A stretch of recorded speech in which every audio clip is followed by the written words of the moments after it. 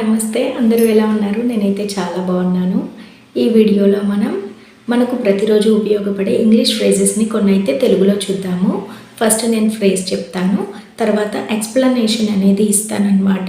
ఆ ఫ్రేజ్ని ఏ కాంటెక్స్ట్లో యూజ్ చేయాలి, ఏ సిచ్యువేషన్లో యూజ్ చేయాలి అని చెప్తాను. ఆ తర్వాత ఎగ్జాంపుల్ సెంటెన్స్ కూడా ఇస్తాను. ఓకే, మీరు నా కోసం ఏం చేయాలంటే లాస్ట్లో నేను ఇప్పుడు 33 ఇంగ్లీష్ ఫ్రేజెస్ అయితే మీతో షేర్ చేస్తాను.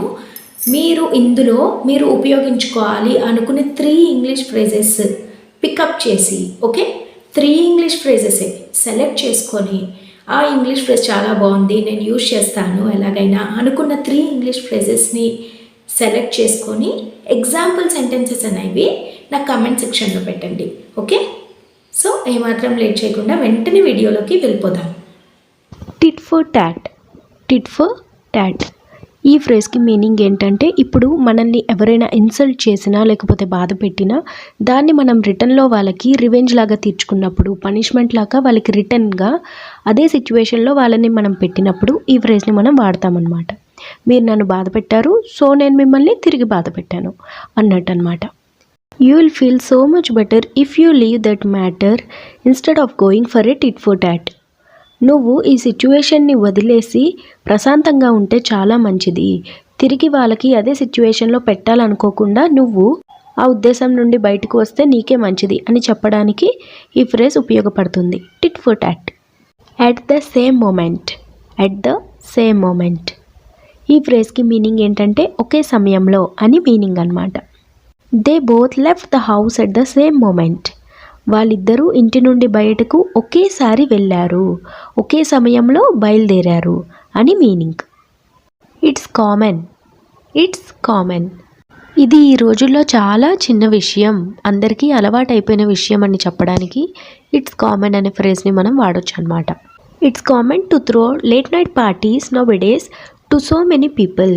చాలామందికి ఈ రోజుల్లో లేట్ నైట్ పార్టీస్ ఇవ్వడం చాలా అలవాటైపోయింది అని మీనింగ్ అన్నమాట. That explains it. That explains it ఇప్పుడు పాస్ట్లో జరిగిపోయిన సిచ్యువేషన్కి రీజన్ మనకి ఇప్పుడు తెలిసినప్పుడు, మనకు అర్థమైందనుకోండి ఈ రీజన్ వల్ల ఆ రోజు ఆ ఇన్సిడెంట్ జరిగింది అని తెలిసినప్పుడు ఈ ఫ్రేజ్ని మనం వాడొచ్చు అనమాట. ఎగ్జాంపుల్ చూడండి. Do you know that she is promoted to a higher level position. I was surprised why she was so happy last week. That explains it. నీకు తెలుసా ఆమె మంచి పొజిషన్లోకి ప్రమోట్ అయ్యిందని?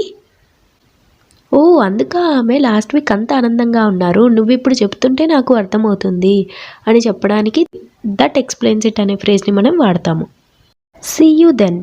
సీ యూ దెన్ ఇప్పుడు మనం మన ఫ్రెండ్స్తో కానీ ఫ్యామిలీ మెంబర్స్తో కానీ ఎవరితోనైనా కన్వర్జేషన్ చేసేటప్పుడు చివరిలో మనం కన్వర్జేషన్ ఎండ్ చేసిన తర్వాత టాటా బాయ్ బాయ్ అని చెప్పుకుంటాం కదా, ఆ తర్వాత సీ యూ దెన్ అన్న ఫ్రేజ్ని మనం వాడవచ్చు అనమాట.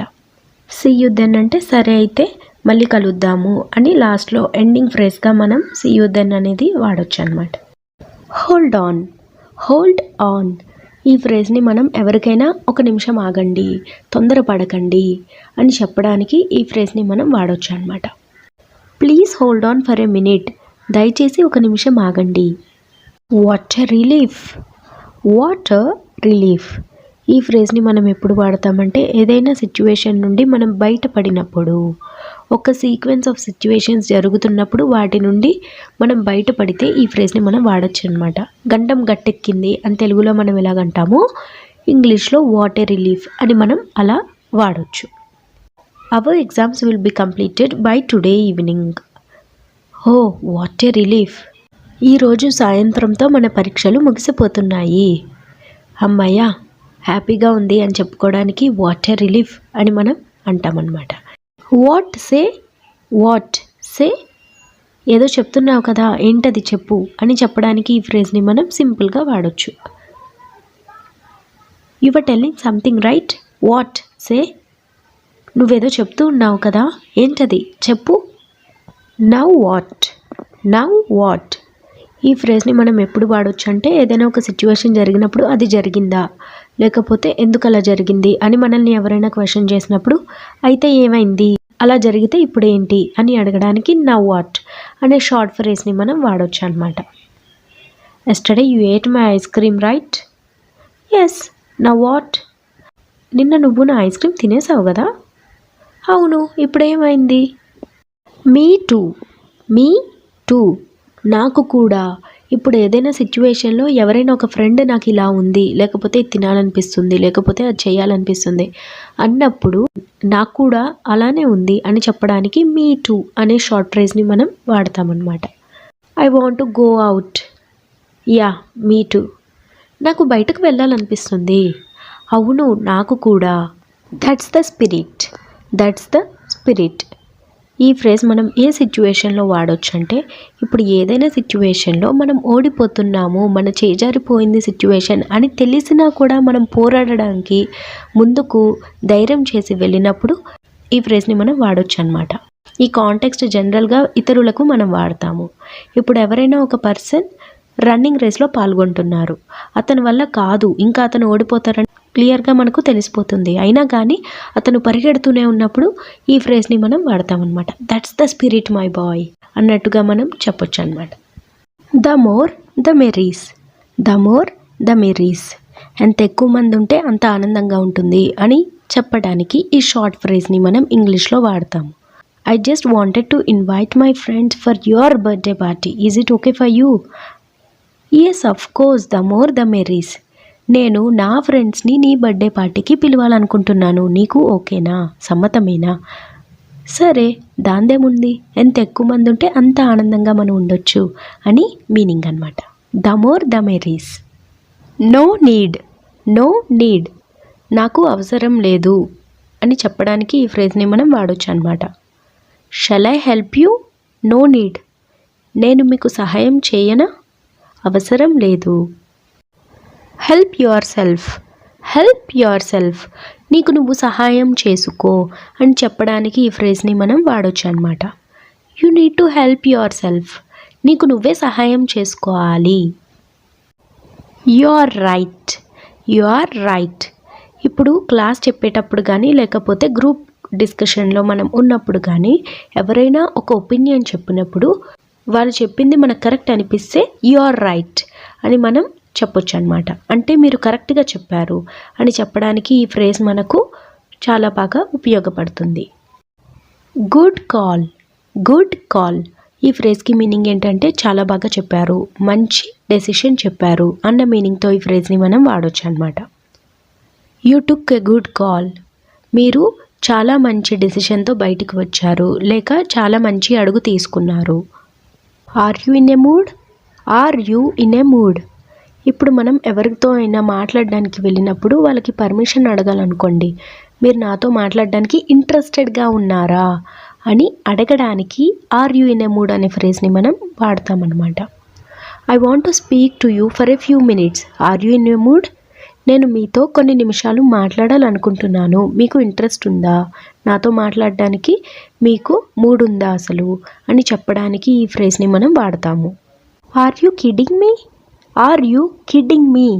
నువ్వు నాతో తమాషాలు చేస్తున్నావా అని అడగడానికి ఈ ఫ్రేజ్ని మనం వాడతామన్నమాట. We need to check out now itself it seems. What? Are you kidding me. మనం ఇప్పటికిప్పుడే ఖాళీ చేయాలంట అని ఎవరైనా మనకు చెప్పినప్పుడు అప్పుడు మనం వాళ్ళకి ఏమని రిటర్న్లో చెప్పొచ్చు? Are you kidding me. ఏంటి నువ్వు నాతో తమాషాలు చేస్తున్నావా, ఇప్పటికిప్పుడు ఖాళీ చేయమంటే మనం ఎలా చేస్తాము అని మీనింగ్. ఈ షార్ట్ ఇంగ్లీష్ ఫ్రేజెస్ వీడియోస్ మీకు కనుక నచ్చినట్టయితే మీరు ఇంకా ఇలాంటివి కావాలి అనుకుంటే నాకు ఖచ్చితంగా కామెంట్ సెక్షన్లో తెలియజేయండి. సో నేను ఇటువంటి వీడియోస్ మరికొన్ని చేయడానికి ప్రయత్నిస్తాను. ఇటువంటి షార్ట్ ఇంగ్లీష్ ఫ్రేజెస్ నేర్చుకున్నాక మనం రెగ్యులర్గా మన యూసేజ్ ఏ లాంగ్వేజ్లో అయితే మాట్లాడతామో ఆ లాంగ్వేజ్ని రీప్లేస్ చేసి ఈ ఫ్రేజెస్ని వాడడం స్టార్ట్ చేయాలి. అప్పుడు కొద్ది కొద్దిగా కొన్ని రోజుల తర్వాత మనకు తెలియకుండానే ఈ ఫ్రేజెస్లోనే మనం మాట్లాడతాము. అంతేకాకుండా ఈ ఫ్రేజెస్ వాడడానికి మనం ఎటువంటి గ్రామర్ కూడా నేర్చుకోవడం లేదు. ఆ ఫ్రేజెస్ నేర్చుకుంటున్నాము అండ్ అవి ఏ కాంటెక్స్ట్లో ఏ సిచ్యువేషన్లో వాడాలో నేర్చుకుంటున్నాము.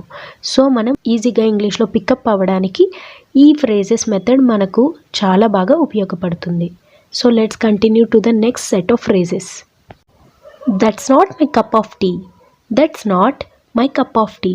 ఇప్పుడు ఏదైనా డిస్కషన్ జరిగేటప్పుడు మనం ఉద్దేశించనిది, మనం అనుకోనిది కూడా నువ్వు ఇలా అనుకుంటున్నావు అని మనకు ఎవరైనా వేలెత్తి చూపినప్పుడు, లేకపోతే మనకు అలా చెబుతున్నప్పుడు, అది నా ఉద్దేశం అసలు కాదు, నేను అసలు అలా ఆలోచించలేదు అని చెప్పడానికి ఈ ఫ్రేజ్ని మనం వాడతామన్నమాట. That's not my cup of tea. నా ఆలోచన అసలు అది కానే కాదు. Take your pick. Take your pick. ఇప్పుడు వీటిలో మీకు ఏది కావాలో సెలెక్ట్ చేసుకోండి అని చెప్పడానికి ఈ ఫ్రేజ్ని మనం వాడతామన్నమాట. Here are your chocolates children, take your pick. ఇదిగో ఇక్కడ మీ చాక్లెట్స్ అన్నీ ఉంచాను, మీకు ఏ చాక్లెట్ కావాలో అది మీరు ఎంచుకోండి అని చెప్పడానికి ఈ ఫ్రేజ్ని మనం వాడతామన్నమాట. Take your pick. I'm sorry to hear that. I am sorry to hear that. ఈ విషయం తెలిసి నేను చాలా బాధపడుతున్నాను, నాకు ఈ విషయం వినడం చాలా బాధగా ఉంది అని చెప్పడానికి సింపుల్గా మనం ఈ ఫ్రేజ్ని వాడతామన్నమాట. ఇప్పుడు ఏదైనా బ్యాడ్ సిచ్యువేషన్ జరిగినప్పుడు ఈ ఫ్రేజ్ని మనం ఎక్కువగా వాడుతూ ఉంటాం. I'm sorry to hear that your grandfather passed away last week. మీ తాతయ్య గారు లాస్ట్ వీక్ చనిపోయారు కదా, అది వినడానికి, అది తెలిసి నేను చాలా బాధపడుతున్నాను. What do you think. What do you think. ఇప్పుడు ఏదైనా గ్రూప్ డిస్కషన్లో కానీ లేకపోతే ఎవరితో అయినా మనం మాట్లాడేటప్పుడు ఒక టాపిక్ డిస్కషన్ చేసుకుంటున్నప్పుడు మనం పక్క వాళ్ళకి వాళ్ళ ఒపీనియన్ ఏంటో తెలుసుకోవాలి అని అడగాల్సినప్పుడు వాట్ డూ యూ థింక్, దీని మీద మీ అభిప్రాయం ఏంటి అని మనం సింపుల్గా అడగొచ్చు. This is my opinion, what do you think. ఇది నా ఉద్దేశం, మరి మీరు దీని గురించి ఏమనుకుంటున్నారు. Give me a hand please. Give me a hand please. మనం ఇప్పుడు ఏదైనా ఒక ఫిజికల్ వర్క్ చేస్తున్నప్పుడు మన ఒక్కరి వల్ల కావట్లేదు అన్నప్పుడు మనం ఇంకొకరికి సహాయం అడగడానికి give me a hand please అంటే మీరు కూడా వచ్చి కొంచెం సహాయం చేయండి అని అడగడానికి ఈ ఫ్రేజ్ని మనం వాడతాము. Give me a hand please.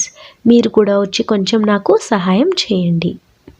I am not able to move this అల్మరా. Give me a hand please. నేను ఈ అల్మరాని మూవ్ చేయలేకపోతున్నాను ఒక్కదానినే, దయచేసి మీరు కూడా నాకు సహాయం చేయండి. Wait, I will give you a hand. Wait, I will give you a hand. ఆగండి, నేను మీకు సహాయం చేస్తాను అని చెప్పడానికి ఈ ఫ్రేజ్ని మనం వాడతామన్నమాట. Sorry, I didn't catch that. Sorry, I didn't catch that. క్షమించండి, నేను అది అర్థం చేసుకోలేకపోయాను, లేకపోతే నేను అది వినలేదు, మిస్ అవుట్ చేశాను అని చెప్పడానికి ఈ ఫ్రేజ్ని మనం వాడతామన్నమాట.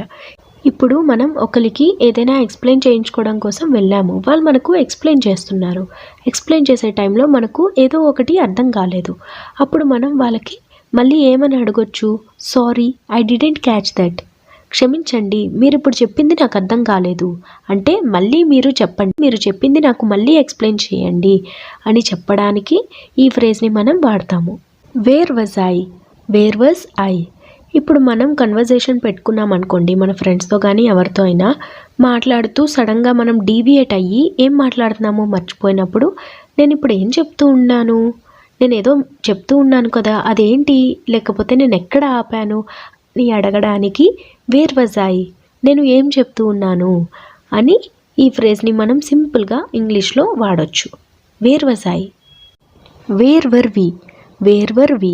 ఇందాక మనం మాట్లాడుకున్న ఫ్రేజ్ లాగే ఈ ఫ్రేజ్ ఎప్పుడు వాడతామంటే ఇప్పుడు మనం గ్రూప్ డిస్కషన్ చేసుకునేటప్పుడు కానీ లేకపోతే ఒక క్లాస్లో ఉన్నప్పుడు కానీ ఎక్కువ మంది మోర్ దెన్ 2 మెంబర్స్ అలా ఉన్నప్పుడు మనం డిస్కషన్ చేసుకుంటున్నప్పుడు సడన్గా మనం మర్చిపోయామనుకో ఏదో మాట్లాడుతూ, అప్పుడు మనం వాళ్ళకి వేర్ వర్ వి, మనం ఏం మాట్లాడుకుంటున్నాం అని అడగొచ్చు. I agree 100%. I agree 100%. ఇప్పుడు మనకు ఎవరైనా వాళ్ళ ఒపీనియన్ చెప్పినప్పుడు మనం వాళ్ళతో అంగీకరిస్తున్నాం అనుకోండి 100%, అప్పుడు మనం సింపుల్గా ఐ అగ్రీ 100%. నేను 100% నువ్వు చెప్పిన దానికి అంగీకరిస్తున్నాను అని చెప్పడానికి ఈ ఫ్రేజ్ని మనం వాడతాము. I'll say. I'll say. ఇప్పుడు మీరు చెప్పిన దానికి నేను కూడా మీతో పాటు అంగీకరిస్తున్నాను అని చెప్పడానికి సింపుల్గా మనం ఐల్ సే అని కూడా మనం ఈ ఇంగ్లీష్ ఫ్రేజ్ని వాడి కూడా మనం చెప్పొచ్చు. ఐల్ సే, నేను కూడా అంగీకరిస్తున్నాను. See you later or catch you later. See you later or catch you later. మళ్ళీ మనం కలుద్దాము అని చెప్పడానికి సింపుల్గా మనం ఈ ఫ్రేజ్ని వాడొచ్చు అనమాట. ఇప్పుడు గుడ్ బై అని చెప్పిన తర్వాత సీ యూ లేటర్ అని మనం చెప్పొచ్చు. సీ యూ లేటర్, మళ్ళీ కలుద్దాము, తర్వాత కలుద్దాము అని చెప్పడానికి సింపుల్గా see you later or catch you later అని మనం ఈ 2 ఇంగ్లీష్ ఫ్రేజెస్ని వాడొచ్చు. All right then, all right then, సరే అయితే, సరే అయితే. All right then I will leave now, సరే అయితే నేను ఇప్పుడు బయలుదేరుతాను, నేను ఇప్పుడు వెళ్తాను అని చెప్పడానికి ఇంగ్లీష్లో మనం ఈ సింపుల్ ఫ్రేజ్ని వాడతాము.